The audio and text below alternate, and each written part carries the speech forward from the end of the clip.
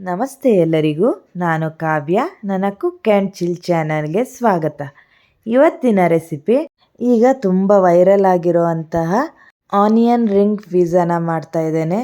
ತುಂಬಾ ಈಸಿಯಾಗಿ ಮಾಡ್ಬೋದು, ಟೇಸ್ಟ್ ಕೂಡ ಹೌದು, ತುಂಬ ಚೆನ್ನಾಗಿರುತ್ತೆ. ನಾವು ತುಂಬ ಕಡಿಮೆ ಸಮಯದಲ್ಲಿ ಏನಾದರೂ ಟೇಸ್ಟಿಯಾಗಿ ತಿನ್ನಬೇಕು ಅನಿಸಿದಾಗ ಇದನ್ನು ಟ್ರೈ ಮಾಡ್ಕೊಳ್ಬೋದು. ಇವಾಗ ನಾನು ಒಂದು ಬೌಲನ್ನು ತಗೊಂಡಿದ್ದೇನೆ. ಇದರಲ್ಲಿ 1 ಕಪ್ ಆಗುವಷ್ಟು ಮೈದಾ ಹಿಟ್ಟನ್ನು ಹಾಕ್ಕೊಳ್ತಾ ಇದ್ದೇನೆ. ಜೊತೆಗೆ ರುಚಿಗೆ ತಕ್ಕಷ್ಟು ಉಪ್ಪನ್ನು ಹಾಕ್ಕೊಂಡು ಸ್ವಲ್ಪ ಎಣ್ಣೆನ ಕೂಡ ಹಾಕ್ಕೊಂಡಿದ್ದೇನೆ. ಇದನ್ನು ಚೆನ್ನಾಗಿ ಒಂದು ಸಲ ಮಿಕ್ಸ್ ಮಾಡಿಕೊಂಡು ನಂತರ ಇವಾಗ ಇದರಲ್ಲಿ ಸ್ವಲ್ಪ ನೀರನ್ನು ಹಾಕ್ಕೊಂಡು ಈ ಹಿಟ್ಟನ್ನು ಕಲಿಸ್ಕೊಳ್ತಾ ಇದ್ದೇನೆ. ಇದನ್ನು ತುಂಬ ಗಟ್ಟಿಯಾಗೂ ಕಲಿಸ್ಕೊಳ್ಬಾರ್ದು ಹಾಗೂ ತುಂಬ ಮೆತ್ತಗೂ ಕಲಿಸ್ಕೊಳ್ಬಾರ್ದು. ಸ್ಮೂತಾಗಿ ಕಲಸಿ ಒಂದು 5 ನಿಮಿಷ ರೆಸ್ಟಿಗೆ ಇಟ್ಟಿದ್ದೇನೆ. ಇವಾಗ ಮತ್ತೆ ಬೌಲನ್ನು ತಗೊಂಡು ಇದರಲ್ಲಿ 1 ಕಪ್ ಆಗುವಷ್ಟು ಚಿಕ್ಕದಾಗಿ ಹೆಚ್ಚಿರುವಂತಹ ಈರುಳ್ಳಿ, 1 ಕಪ್ ಟೊಮೆಟೊ, 1 ಕಪ್ ಆಗುವಷ್ಟು ಕ್ಯಾಪ್ಸಿಕಮ್ಮು, ಜೊತೆಗೆ 1 ಕಪ್ ಕಾರ್ನನ್ನು ತೊಗೊಂಡಿದ್ದೇನೆ. ಇದ್ರ ಜೊತೆ ನೀವು ಪನ್ನೀರನ್ನು ಕೂಡ ಹಾಕ್ಕೊಳ್ಬೋದು. ಈಗ ನಾನು ಇದರಲ್ಲಿ 2 ಸ್ಪೂನ್ ಆಗುವಷ್ಟು ಕ್ರೀಮ್ ಚೀಸನ್ನು ಹಾಕ್ಕೊಳ್ತಾ ಇದ್ದೇನೆ. ನಂತರ ಇದರಲ್ಲಿ ಸ್ವಲ್ಪ ಪಿಜ್ಜಾ ಸಾಸನ್ನು ಹಾಕ್ಕೊಂಡಿದ್ದೇನೆ.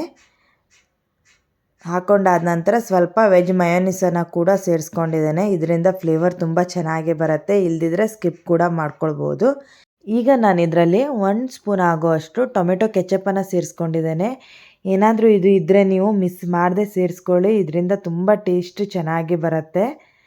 ಈಗ ಹಾಕ್ಕೊಂಡು ಚೆನ್ನಾಗಿ ಎಲ್ಲವನ್ನೀಗ ಮಿಕ್ಸ್ ಮಾಡ್ಕೊಳ್ತಾ ಇದ್ದೇನೆ. ಇದಕ್ಕೆ ತುಂಬ ಕೆಲಸನೂ ಇಲ್ಲ, ತುಂಬ ಈಸಿಯಾಗಿ ಮಾಡ್ಕೊಂಡು ಬಿಡ್ಬೋದು.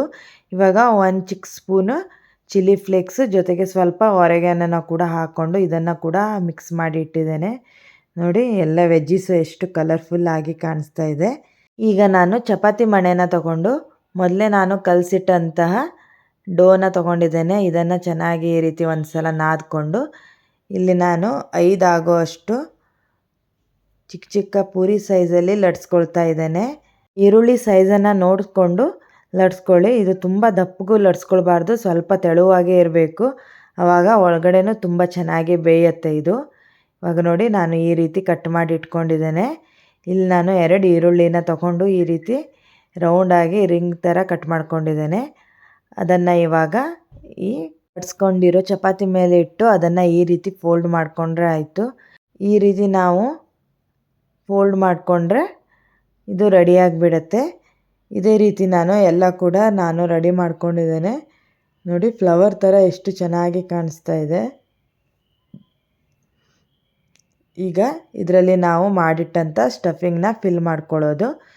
ಇದರಲ್ಲಿ ನಾನು ಇದು ಫುಲ್ಲಾಗಿ ಎಲ್ಲದರಲ್ಲೂ ಹಾಕ್ಕೊಂಡಿದ್ದೇನೆ. 2 ಸ್ಪೂನ್ ಆಗೋಷ್ಟು ಸ್ಟಫಿಂಗನ್ನು ಹಾಕ್ಕೊಂಡಿದ್ದೇನೆ. ಇದರಿಂದ ಅದನ್ನು ನಾವು ತಿಂದಾಗ ಎಲ್ಲೂ ಕೂಡ ನಮಗೆ ಹಿಟ್ಟು ಥರ ಅನಿಸ್ಬಾರ್ದು. ಇವಾಗ ಇದ್ರ ಮೇಲೆ ಸ್ವಲ್ಪ ಚೀಸನ್ನು ಕೂಡ ನಾನು ಗ್ರೇಟ್ ಮಾಡಿ ಹಾಕ್ಕೊಂಡಿದ್ದೇನೆ. ನೋಡಿದ್ದು ಎಷ್ಟು ಚೆನ್ನಾಗಿ ಕಾಣಿಸ್ತಾ ಇದೆ.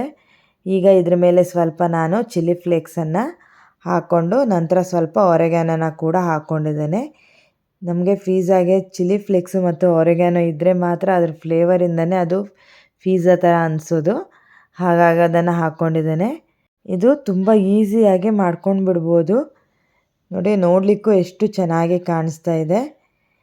ಇವಾಗ ನಾನು ಓವನನ್ನು ಮೊದಲೇ ಪ್ರೀಹೀಟ್ ಮಾಡಲಿಕ್ಕೆ ಇಟ್ಟಿದ್ದೆ 10 ನಿಮಿಷ.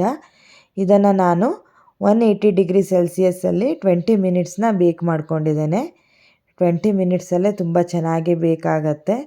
ನಾನು ಇದಕ್ಕೆ ಸ್ವಲ್ಪ ಸುತ್ತಲೂ ಬೆಣ್ಣೆನ ಕೂಡ ಹಚ್ಕೊಂಡಿದ್ದೆ, ಆ ಕ್ಲಿಪ್ ಮಿಸ್ ಆಗಿದೆ. ಸ್ವಲ್ಪ ಬೆಣ್ಣೆ ಇದ್ದರೆ ಅದನ್ನು ಕೂಡ ಹಚ್ಕೊಳ್ಳಿ. ನೋಡಿ, ಇವಾಗ 20 ಮಿನಿಟ್ಸ್ ನಂತರ ನಿಮ್ಗೆ ತೋರಿಸ್ತಾ ಇದ್ದೇನೆ. ತುಂಬ ಚೆನ್ನಾಗಿ ಇದು ಬೇಕಾಗತ್ತೆ. ಇದನ್ನು ನಾವು ಹೊರಗಡೆ ಇಟ್ಟು ಮಾಡೋದಾದರೆ ಒಂದು ಅರ್ಧ ಗಂಟೆನ ನಾವು ಬಾಣಲೆಯಲ್ಲಿ ಇದನ್ನು ಬೇಕ್ ಮಾಡ್ಕೊಳ್ಬೇಕು. ಅದು ಕೂಡ ತುಂಬ ಚೆನ್ನಾಗೇ ಬರುತ್ತೆ. ನಾನು ಇದನ್ನು ಇವತ್ತು ನಿಮಗೆ OTGಯಲ್ಲಿ ಹೇಗೆ ಮಾಡೋದು ಅನ್ನೋದನ್ನು ತೋರಿಸಿದ್ದು. ನೋಡ್ತಾ ಇದ್ರೇ ತಿನ್ನಬೇಕು ಅನಿಸುತ್ತೆ, ಅಷ್ಟು ಚೆನ್ನಾಗಿ ಬಂದಿತ್ತಿದು. 2 ಕಡೆ ಕೂಡ ತುಂಬ ಚೆನ್ನಾಗಿ ಬೇಕಾಗತ್ತೆ. ಇದು ಮಿಸ್ ಮಾಡದೆ ಇದನ್ನು ಒಂದು ಸಲ ಟ್ರೈ ಮಾಡಿ ನೋಡಿ. ಇದು ತುಂಬ ಯೂನಿಕ್ ಆಗಿದೆ ಹಾಗೂ ಇವಾಗ ಟ್ರೆಂಡಿಂಗಲ್ಲೂ ಕೂಡ ಇದೆ. ಇದನ್ನು ನಿಮಗೆ ನಾನು ಕಟ್ ಮಾಡಿ ಕೂಡ ತೋರಿಸ್ತಾ ಇದ್ದೇನೆ. ಹೊರಗಡೆಯಿಂದ ತುಂಬ ಕ್ರಿಸ್ಪಿಯಾಗಿ ಒಳಗಡೆ ತುಂಬ ಜ್ಯೂಸಿಯಾಗಿರುತ್ತೆ.